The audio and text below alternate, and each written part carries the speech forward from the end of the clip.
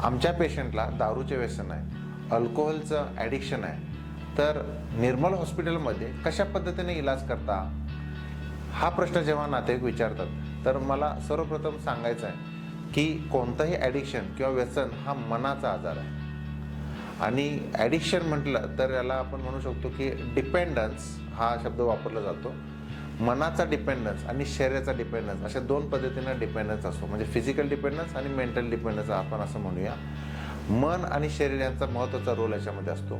मन जेव्हा दारू सोडूया असं ठरवतं त्यावेळी शरीर मागायला लागतं. म्हणजे हात थरथर कापतो, भीती वाटते, म्हणजे शरीराला दारूची इच्छा होते. आणि तेव्हा मन म्हणतं एकदा पिऊन बघायला काय हरकत आहे.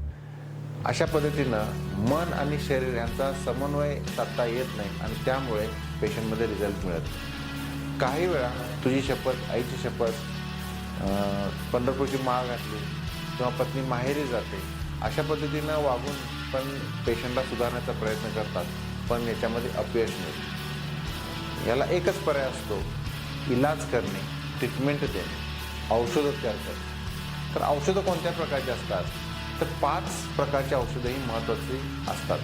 म्हणजे व्यसन बंद केल्यानंतर त्रास होऊ नये म्हणून औषधं, ज्याला विड्रॉल मॅनेजमेंट म्हणतो. दुसरं आहे व्यसनाची इच्छा होऊ नये म्हणून औषधं, ज्याला अँटी क्रेविंग ड्रग्स म्हणतो. तिसरा ग्रुप आहे अशी औषधं चालू करायची त्याच्यावर जर पेशंटनं नशा केली तर त्याला रिॲक्शन झाली पाहिजे, त्याला म्हणायचं ॲव्हर्जन थेरपी किंवा अँटॅबिस थेरपी.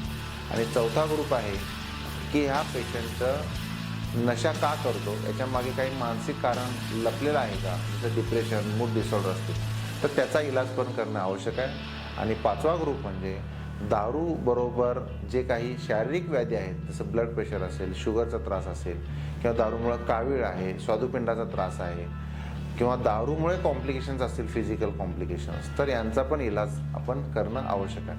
म्हणजे 5 प्रकारची औषधं जेव्हा आपण एकत्रित देऊ तेव्हा रिझल्ट हा नक्की मिळतो. मग ही औषधं कशा पद्धतीने देऊ शकतो, तर OPD बेसिसवर ट्रीटमेंट करू शकतो किंवा ॲडमिट करून पण करू शकतो.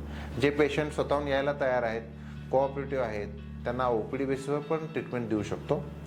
पण जे पेशंट कोऑपरेटिव्ह नाही आहेत, ते मान्यच करत नाहीत मला आजार आहे व्यसनाचा, तर अशा पेशंटना आपल्याला ॲडमिट करणेच हाच पर्याय असू शकतो.